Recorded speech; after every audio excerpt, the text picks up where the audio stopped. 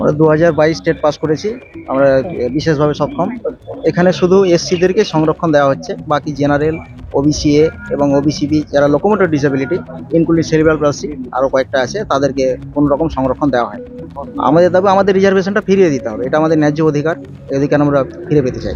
আজকে যে আমাদের ডেপুটেশন ছিল এখানে, যারা টেট যারা পাস করে আছেন 2022-এ, একটা গুরুত্বপূর্ণ এদের একটা অভিযোগ আছে, যারা বিশেষভাবে সক্ষম নয়, অর্থের অভাবে ওই অর্থ দিয়ে তারা ডিসেবিলিটি সার্টিফিকেট বার করছে। এটা বন্ধ করতে হবে। অর্থাৎ এদের দাবি আছে যেটা, যারা বিশেষভাবে সক্ষম বলছে তাদের নিয়োগের আগে তাদের মেডিকেল টেস্ট হোক। আজকে আমি থেকে ডেপুটেশন শুরু হয়েছে। আগামী দিনে শুধু এরা থাকবে না, এদের পাশে বাংলার মানুষ থাকবে।